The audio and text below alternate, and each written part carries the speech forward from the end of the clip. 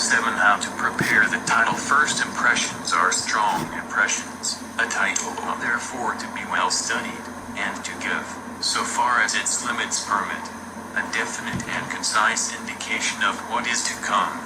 T. Clifford Allbutt. Importance of the title. In preparing a title for a paper, you would do well to remember one salient fact. This title will be read by thousands of people. Perhaps few people, if any, will read the entire paper, but many people will read the title, either in the original journal, in one of the secondary, abstracting and indexing databases, in a search engine's output, or otherwise. Therefore, all words in the title should be chosen with great care, and their association with one another must be carefully managed. Perhaps the most common error in defective titles, and certainly the most damaging one in terms of comprehension, is faulty syntax, word order. What is a good title? We define it as the fewest possible words that adequately describe the contents of the paper. Remember that the indexing and abstracting services depend heavily on the accuracy of the title, as do individual computerized literature retrieval systems. An improperly titled paper may be virtually lost and never reach its intended audience. Some authors mistakenly sacrifice clarity in an attempt to be witty. The title of a paper need not, and generally should not be clever. It must, however, be clear. An example, adapted from Comment Land in 2007, Association between diuretic use and cardiovascular mortality could be an adequate title. The authors should resist the temptation to use instead dying to pee. Length of the title. Occasionally, titles are too short. A paper was submitted to the Journal of Bacteriology with the title Studies on Brucella. Obviously, such a title was not very helpful to the potential reader. Was the study taxonomic, genetic, biochemical, or medical? We would certainly want to know at least that much. Much more often, titles are too long. Ironically, long titles are often less meaningful than short ones. A century or so ago, when science was less specialized, titles tended to be long and non-specific, such as on the addition to the method of microscopic research by a new way of producing color contrast between an object and its background or between definite parts of the object itself. Reinberg, J. 1896. J. R. Micros. Sog. 373. That certainly sounds like a poor title. Perhaps it would make a good abstract.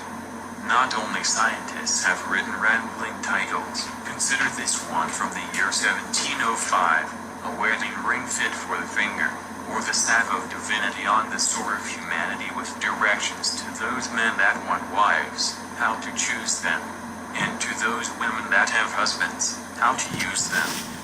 Ironically, this title appeared on a miniature book, Renarde, 1995. Now all we need is a title. Famous book titles and how they got that way. New York, Norton, p. 58. Without question, most excessively long titles contain waste words. Often, these waste words appear right at the start of the title. Words such as studies on, investigations on, and observations on, and opening a, and, or the is also a waste word. Certainly, such words are useless for indexing purposes. Need for specific titles. Let us analyze a sample title, Action of Antibiotics on Bacteria. Is it a good title? In form it is. It is short and carries no excess baggage, waste words. Certainly, it would not be improved by changing it to preliminary observations on the effect of certain antibiotics on various species of bacteria.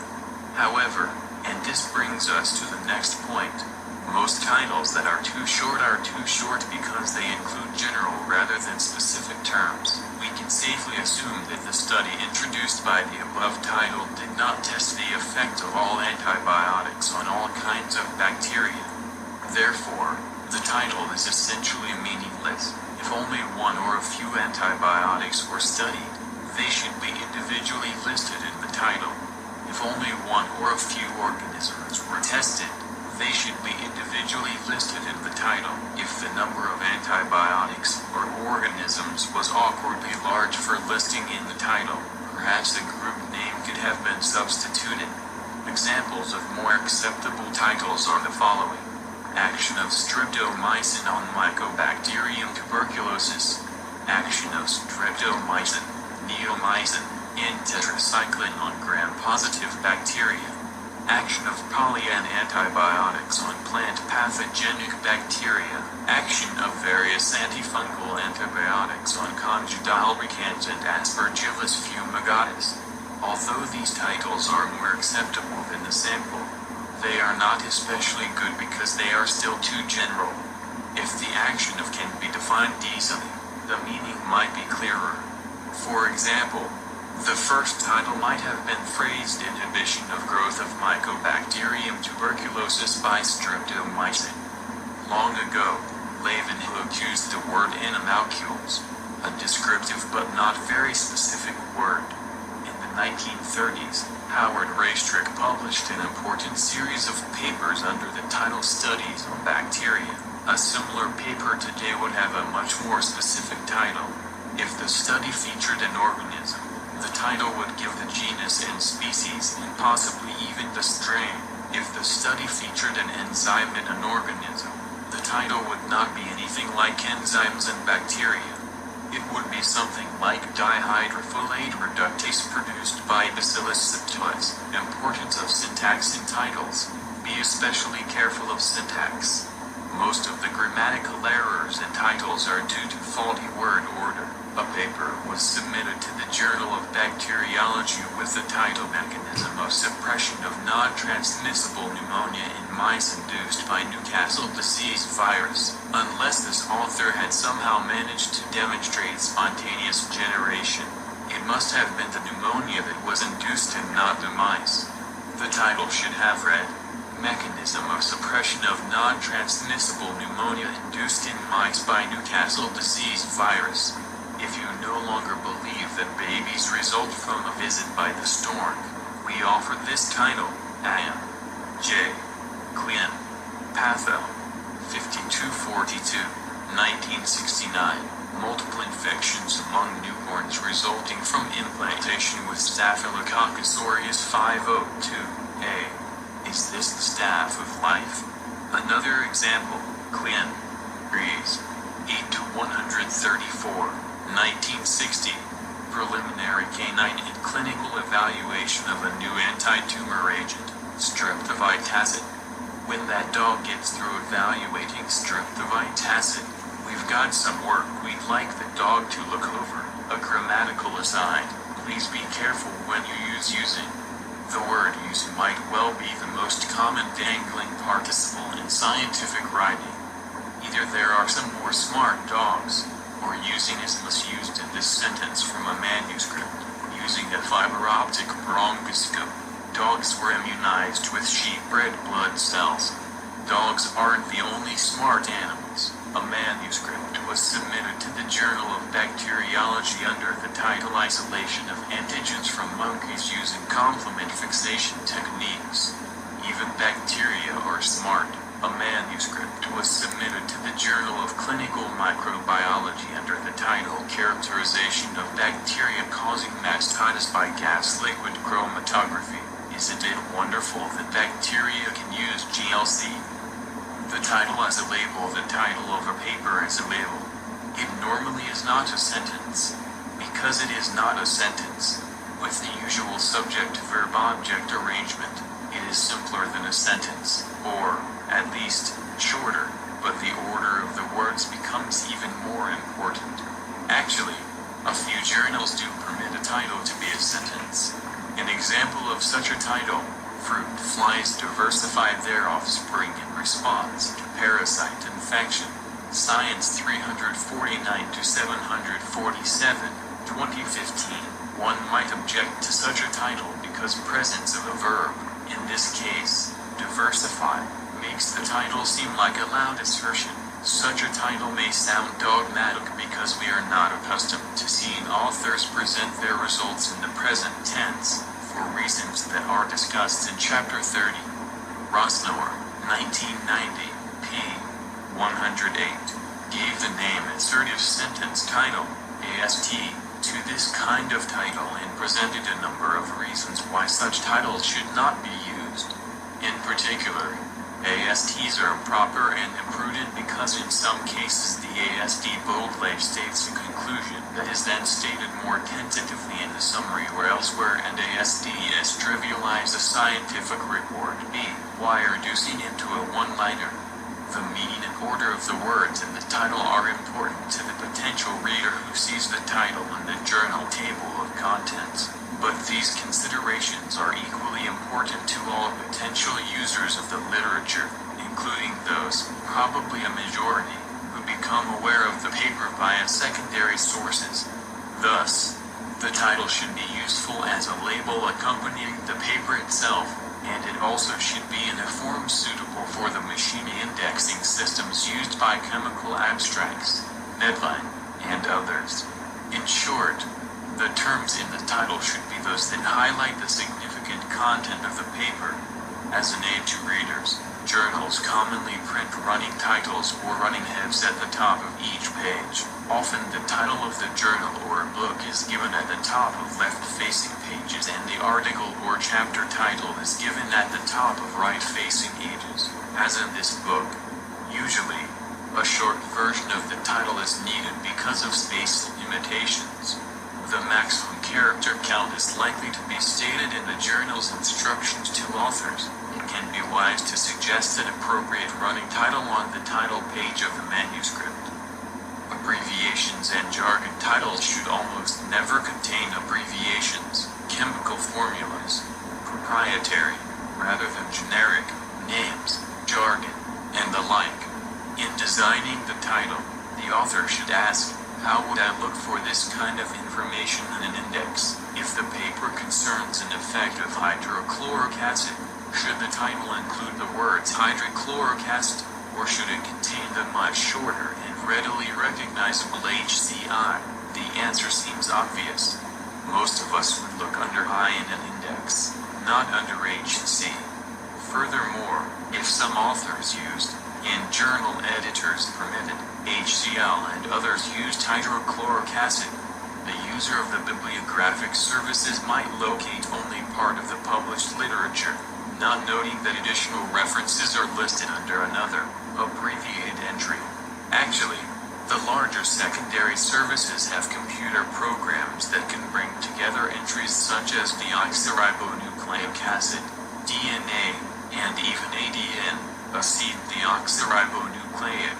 However, by far the best rule for authors and editors is to avoid abbreviations in titles, and the same rule should apply to proprietary names, jargon, and unusual or outdated terminology. More about title format. Many editors are opposed to main title-subtitle arrangements and the hanging titles. The main title-subtitle series arrangement was quite common some years ago. Example: Studies on Bacteria. 4. Cell wall of Staphylococcus aureus. Today, many editors believe that it is important, especially for the reader, that each published paper present the results of an independent, cohesive study. Thus, numbered series titles are not allowed. Instructions to authors, Journal of Bacteriology. Series papers, in the past, have tended to relate to each other too closely, giving only bits and pieces with each contribution. Thus, the reader was severely handicapped unless the whole series could be read consecutively. Furthermore, the series system is annoying to editors because of scheduling problems and delays. What happens when 4 is accepted but 3 is rejected or delayed in review? Additional objections are that a series title almost always provides considerable redundancy. The first part, before the Roman numeral, is usually so general as to be useless, and the results when the secondary services spin out an index are often unintelligible. Article titles phrased as questions also can become unintelligible, and so they probably should not be used.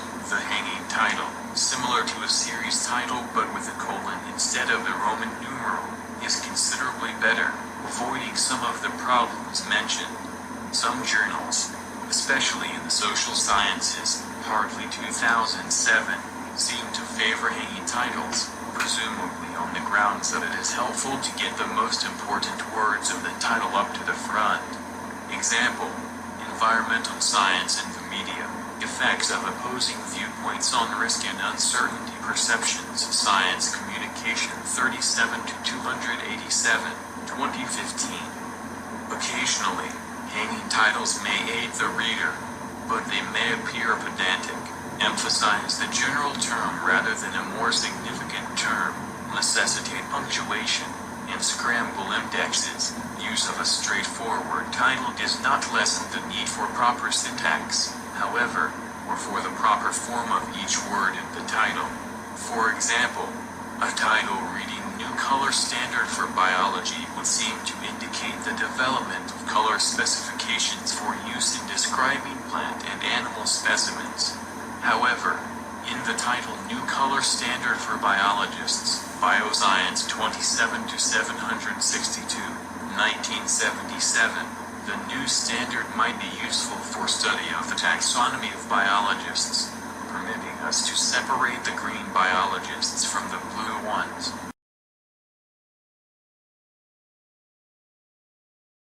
9. How to prepare the abstract. I have a strong impression that scientific communication is being seriously hindered by poor quality abstracts written in jargon-written mumbo-jumbo.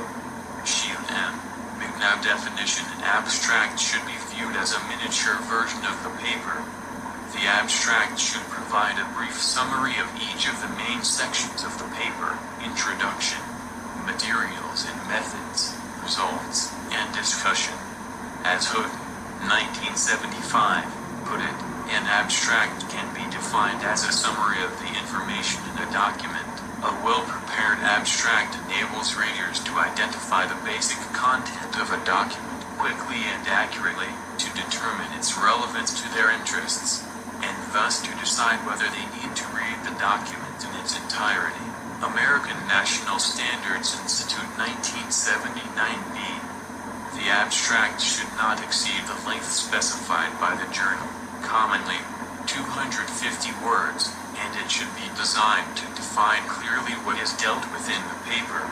Typically, the abstract should be typed as a single paragraph, as in Figure 9.1. Some journals, however, run structured abstracts consisting of a few brief paragraphs, each preceded by a standardized subheading, as in Figure 9.2. Many people will read the abstract, either in the original journal or as retrieved by computer search. The abstract should: 1. State the principal objectives and scope of the investigation. 2. Describe the methods employed. 3. Summarize the results. And 4. State the principal conclusions. The importance of the conclusions is indicated by the fact that they are often given 3 times, once in the abstract, again in the introduction, and again in more detail, probably, in the discussion.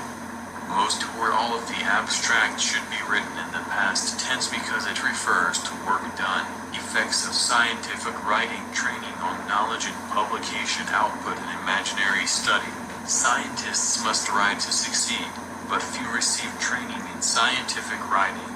We studied the effects of a scientific communication lecture series, alone and combined with feedback on writing, on scientific communication knowledge and publication performance. During the spring 2010 semester, 50 science PhD students in their last year at Northeast Southwest University were randomly assigned to receive no instruction in scientific writing.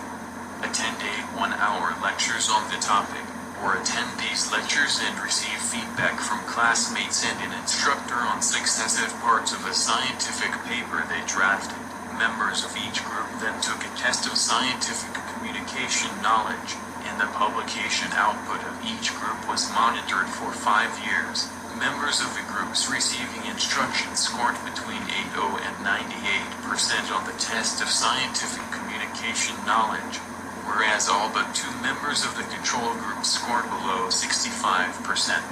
Although on average the group receiving lectures and feedback scored higher than the lecture-only group, the difference was not significant. During the 5-year follow-up, on average the control group members submitted 6.1 papers to journals and had 4.1 accepted. The corresponding figures for the lecture group were 6.5 and 4.8, and thus for the lecture plus feedback group were 8.3 and 6.7. Higher proportions of the latter 2 groups had papers accepted by the first journal to which they were submitted. These findings suggest that instruction in scientific writing, especially if it includes practice and feedback, can increase knowledge of scientific communication and promote publication success. Figure 9.1, Abstract, in conventional format, of a fictional scientific paper. This abstract runs slightly less than 250 words and so would comply with typical word limits. Were a real study being reported, the statistical information probably would be more sophisticated. Note that the order of information parallels that in a typical scientific paper, effects of scientific writing, training on knowledge and publication output, and imaginary study. Background. Scientists must write to succeed, but few receive training in scientific writing. We studied the effects of a scientific communication lecture series, alone and combined with feedback on writing, communication knowledge and publication performance. On scientific method, during the spring 2010 semester, 50 science PhD students in their last year at Northeast Southwest University were randomly assigned to receive no instruction in scientific writing. Attend 8 one-hour lectures on the topic, or attend these lectures and receive feedback from classmates and an instructor on successive parts of a scientific paper they drafted.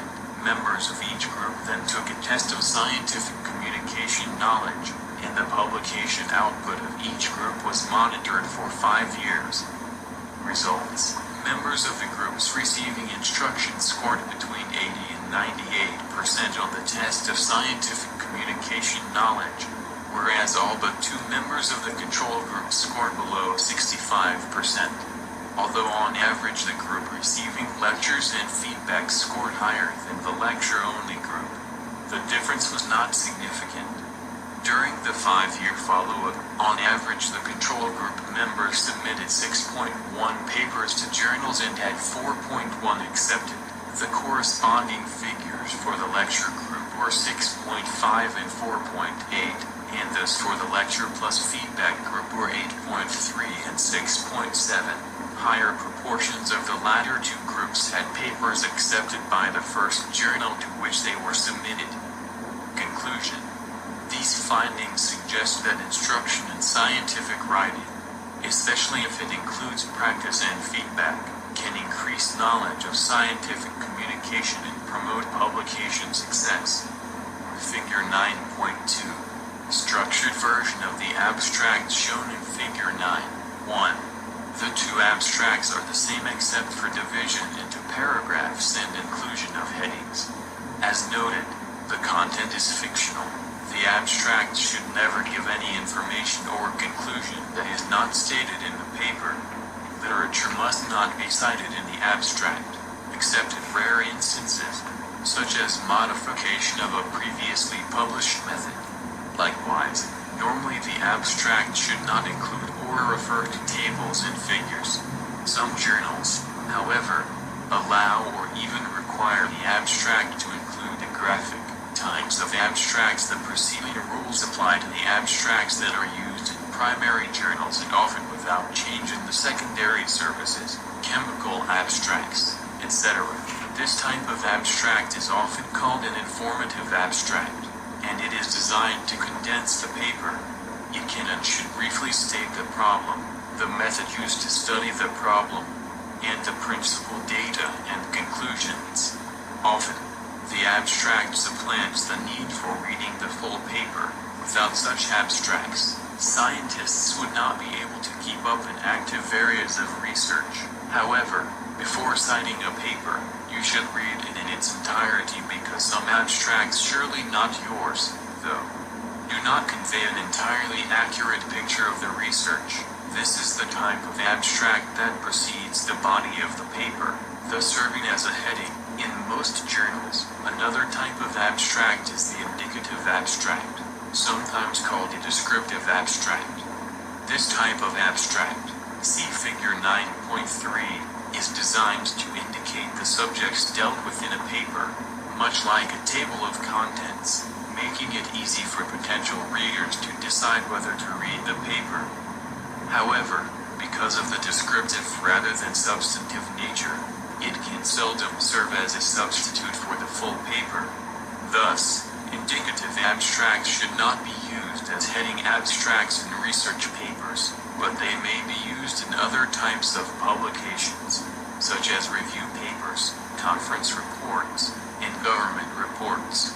Such indicative abstracts are often of great value to reference librarians. An effective discussion of the various uses and types of abstracts was provided by McGurr, 1973, p. 4, whose conclusions are well worth repeating when writing the abstract.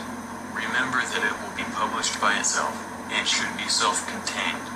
That is, it should contain no bibliographic, figure, or table references. The language should be familiar to the potential reader. Omit obscure abbreviations and acronyms. Write the paper before you write the abstract, if at all possible. Teaching of scientific writing. In Imaginary Review article. In this article we summarize and discuss the literature on teaching scientific writing. Although we focus mainly on articles in peer-reviewed journals, we also draw on material in professionally oriented magazines and newsletters and in books. First, we describe methods used for the literature review, including databases searched, keywords used, and languages and dates included. Then we present information on the history of teaching scientific writing and on instructional designs reported, including single sessions, intensive short courses, and semester-long courses. Examples of instruction at specific institutions and under other auspices are noted. Also addressed are the teaching of English language scientific writing to non-native users of English, the use of distance instruction in teaching scientific writing, issues in scientific writing instruction, and current trends in the field.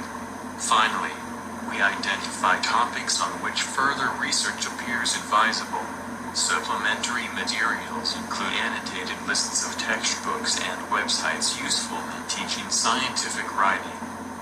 Figure 9.3, indicative, descriptive, abstract of a fictional review article.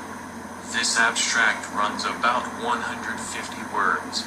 Like a table of contents, it lists topics but does not state what is said about them, unless a long term is used several times within an abstract. Do not abbreviate the term.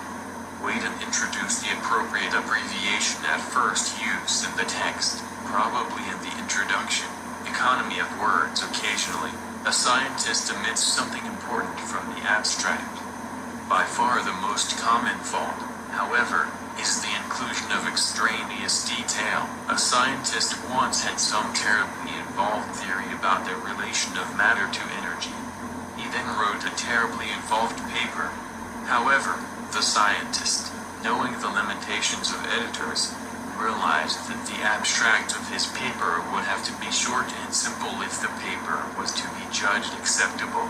So, he spent hours and hours honing his abstract. He eliminated word after word until, finally, all of the verbiage had been removed. What he was left with was the shortest abstract ever written, E=mc2. Today, most scientific journals print an abstract before the main text of each paper. Because the abstract precedes the paper itself, and because the editors and reviewers like a bit of orientation. The abstract is almost always the first part of the manuscript read during the review process. Therefore, it is of fundamental importance that the abstract be written clearly and simply. If you cannot make a good impression in your abstract, your cause may be lost. Very often, the reviewer may be perilously close to a final judgment of your manuscript after reading the abstract alone. This could be because the reviewer has a short attention span, often the case. However, if by definition the abstract is simply a very short version of the whole paper, it is only logical that the reviewer will often reach a preliminary conclusion, and that conclusion is likely to be the correct one. Usually, a good abstract is followed by a good paper. A poor abstract is a harbinger of woes to come, because an abstract is required by most journals and because a meeting abstract is a requirement for participation in a great many national and international meetings, participation sometimes being determined on the basis of submitted abstracts. Scientists should master the fundamentals of abstract preparation.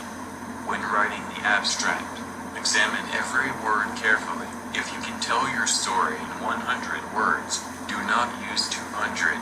Economically and scientifically, it doesn't make sense to waste words.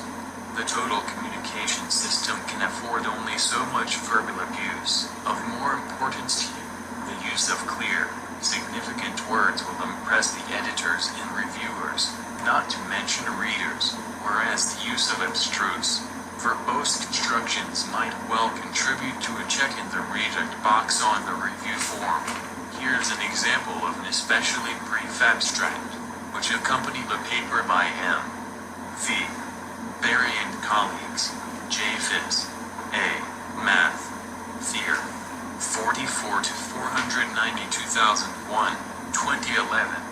The title of the paper, Can Apparent Superluminal Neutrino Speeds Be Explained as a Quantum Weak Measurement? The abstract. Probably not. Should you write abstracts this short? Well, probably not. Normally an abstract should be more informative than this one. But at least, unlike some meandering abstracts, this one answers the question that the research addressed. Akin to abstracts, some journals include, in addition to abstracts, other components briefly conveying key points to readers, skimmers, or browsers. For example, some journals ask authors to provide a bulleted list of key messages of their articles, either for posting only online or for publication as part of the article as well. Others, for instance, request a non-technical summary or a brief statement of implications. Some journals require such items to accompany all papers submitted. Others request them only for some or all of the papers accepted for publication.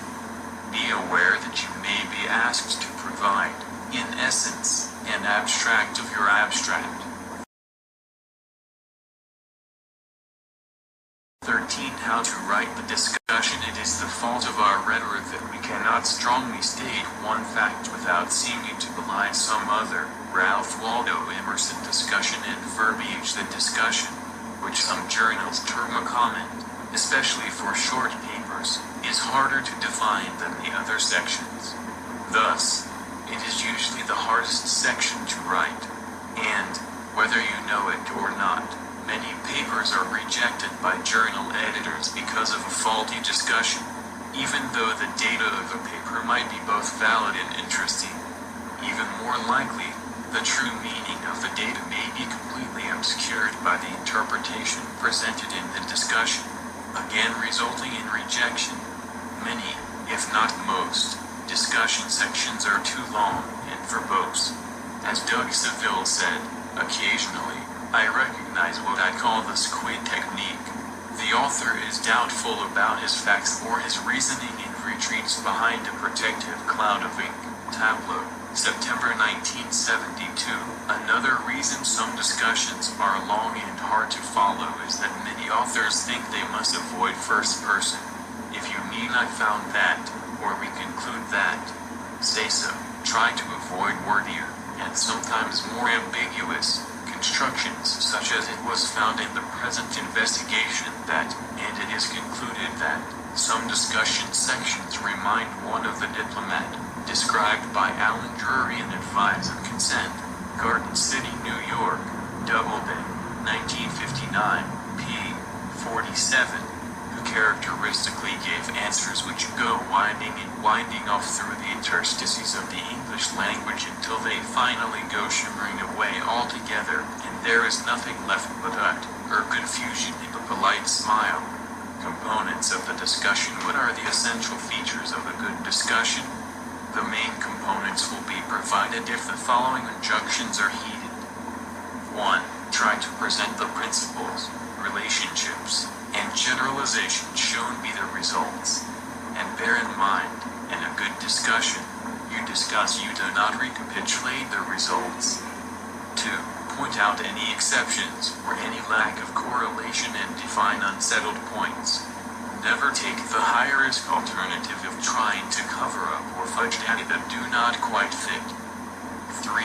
Show how your results and interpretations agree or contrast with previously published work. 4. Don't be shy. Discuss the theoretical implications of your work, as well as any possible practical applications. 5. State your conclusions as clearly as possible. 6. Summarize your evidence for each conclusion. Or, as the wise old scientist will tell you, never assume anything except a 4% mortgage. Much as the methods and the results should correspond to each other, the introduction and the discussion should function as a pair, at least implicitly. The introduction should have posed one or more questions. The discussion should indicate what the findings say about the answers. Failure to address the initial questions commonly afflicts discussions. Be sure the discussion answers what the introduction asked, whereas the content of the introduction commonly moves from the general topic to your specific research, in sort of a funnel format. The discussion tends to do largely the reverse, much like an inverted funnel. For example, a well-structured discussion may first restate the main findings, then discuss how they relate to findings of previous research, then note implications and applications, and perhaps then identify unanswered questions well suited for future research. In the introduction, you invited readers into your research venue. In the discussion, you usher them out, now well informed about your research and its meaning. Factual relationships in simple terms. The primary purpose of the discussion is to show the relationships among observed facts. To emphasize this point, the story may be told about the biologist who trained a flea. After training the flea for many months, the biologist was able to get a response to certain commands. The most gratifying of the experiments was the one in which the professor would shout the command "jump," and the flea would leap into the air each time the command was given. The professor was about to submit this remarkable feat to posterity via a scientific journal, but he, in the manner of the true scientist, decided to take his experiments one step further. He sought to determine the location of the receptor organ involved. In one experiment, he removed the legs of the flea, one at a time. The flea obligingly continued to jump upon command, but as each successive leg was removed, its jumps became less spectacular. Finally, with the removal of its last leg, the flea remained motionless. Time after time the command failed to get the usual response. The professor decided that at last he could publish his findings. He set pen to paper and described in meticulous detail the experiments executed over the preceding months. His conclusion was one intended to startle the scientific world. When the legs of a flea are removed, the flea can no longer hear. Claude Bishop, the Dean of Canadian Science Editors, told a similar story. A science teacher set up a simple experiment to show her class the danger of alcohol. She set up two glasses, one containing water, the other containing gin. Into each she dropped a worm. The worm in the water swam merrily around. The worm in the gin quickly died. What does this experiment prove? she asked. A student from the back row piped up. It proves that if you drink gin you won't have worms. Noting strengths and limitations, the discussion is a place to note substantial strengths and limitations of research being reported. Some authors feel awkward about including such content. However, doing so can aid readers, and it can help show editors and referees, peer reviewers, that your work is publishable. Some authors consider it immodest to note strengths of their work, for example, superior experimental techniques, large sample size, or long follow-up. However, such information can aid readers in determining how definitive the findings are.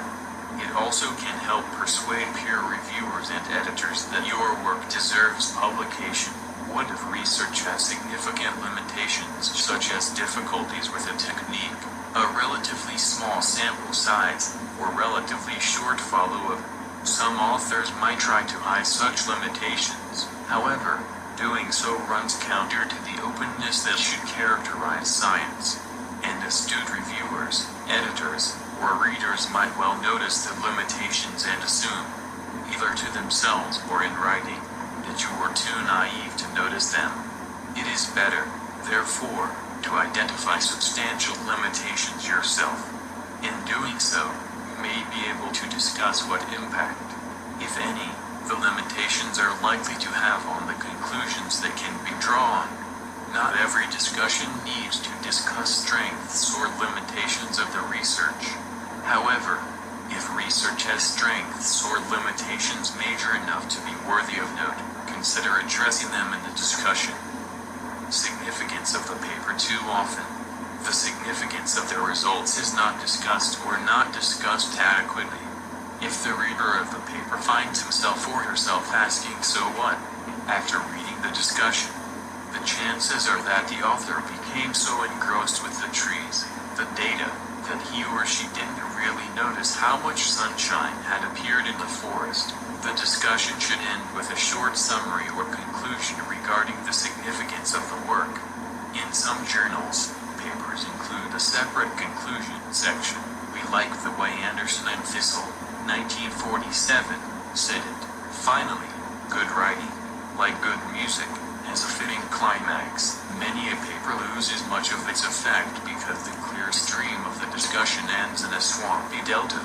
Or, in the words of T.S. Eliot, many scientific papers end not with a bang but a whimper, defining scientific truth and showing the relationships among observed facts. You do not need to reach cosmic conclusions. Seldom will you be able to illuminate the whole truth. More often, the best you can do is shine a spotlight on one area of the truth. Your one area of truth can be illuminated by your data. If you extrapolate to a bigger picture than that shown by your data, you may appear foolish to the point that even your data-supported conclusions are cast into doubt. One of the more meaningful thoughts in poetry was expressed by Sir Richard Burton in the Casita. All faith is false, all faith is true. Truth is the shattered mirror strewn in myriad bits, while each believes his little bit the whole to own. So exhibit your little piece of the mirror, or shine a spotlight on one area of the truth. The whole truth is a subject best left to the ignoramuses, who loudly proclaim its discovery every day. When you describe the meaning of your little bit of truth, do it simply. The simplest statements evoke the most wisdom. Verbose language and fancy technical words are used to convey shallow thought.